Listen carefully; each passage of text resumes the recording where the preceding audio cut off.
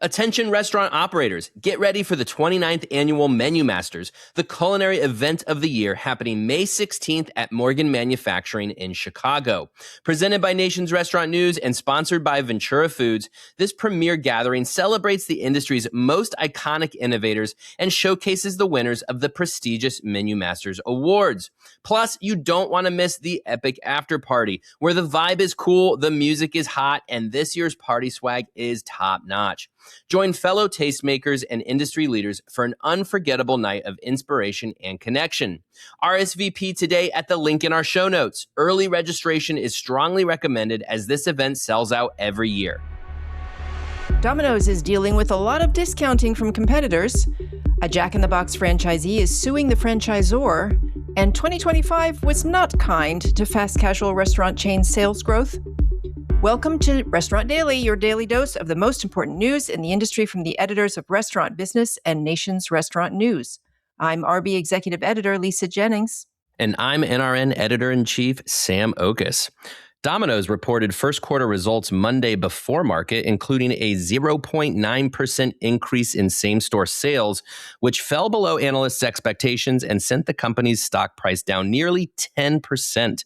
The first quarter was pressured by weather, lower consumer sentiment, and an increased promotional environment. On that last point, Domino's executives pointed out that its biggest competitors pulled from their playbook to push out more deals, and this strategy will work in their favor in the near term. CEO Russell Weiner said he is downright bullish about this increased competition, noting that his chain's peers simply don't have the franchisee profitability to keep pace, and predicting they may even end up closing more locations as Domino's gobbles up more market share. A Jack in the Box franchisee is claiming the brand's moves left it with millions of dollars in damages.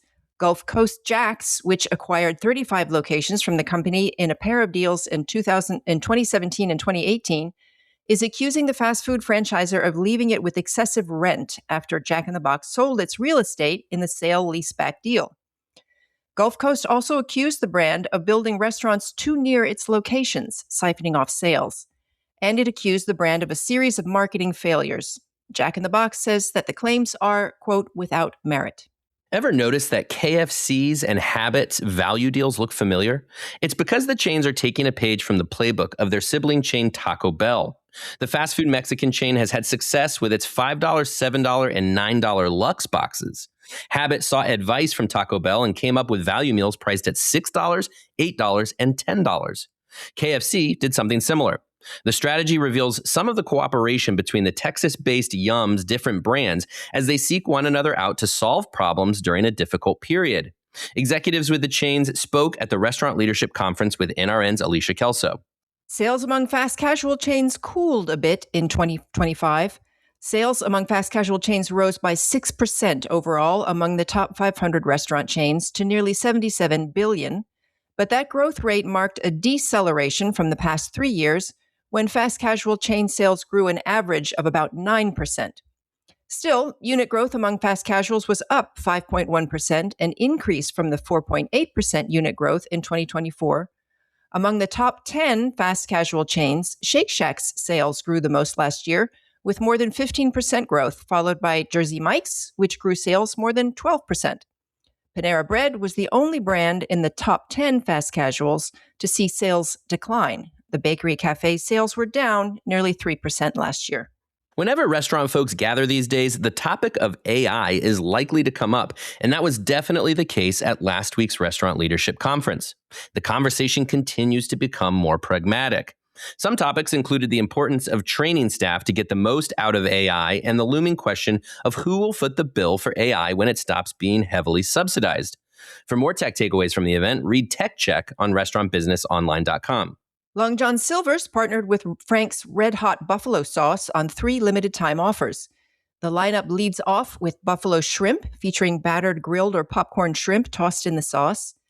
Guests can also get buffalo chicken and buffalo cheese bites, kicked up with the spicy flavor.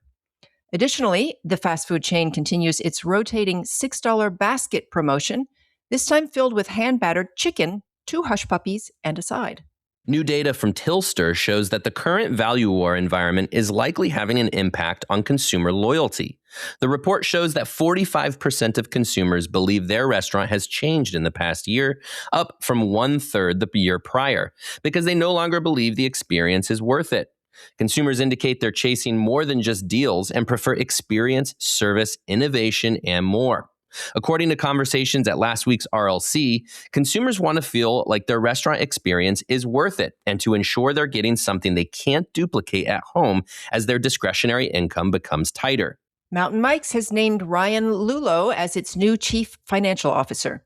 His focus is to drive franchisee profitability and sustainable system-wide growth.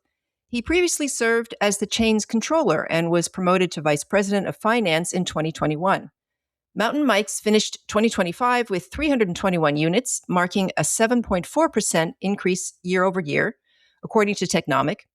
The chain's sales were $368.2 million for a 2% increase year over year, outpacing most of the pizza category. And that should do it for Restaurant Daily. Check us out every weekday wherever you get your podcasts. I'm Sam Okus. And I'm Lisa Jennings. Have a lovely day. Thank you for listening to today's episode of Restaurant Daily. Rate us on Apple Podcasts, Spotify, and subscribe. Attention restaurant operators, get ready for the 29th Annual Menu Masters, the culinary event of the year happening May 16th at Morgan Manufacturing in Chicago. Presented by Nation's Restaurant News and sponsored by Ventura Foods, this premier gathering celebrates the industry's most iconic innovators and showcases the winners of the prestigious Menu Masters Awards. Plus, you don't want to miss the epic after party, where the vibe is cool, the music is hot, and this year's party swag is top-notch.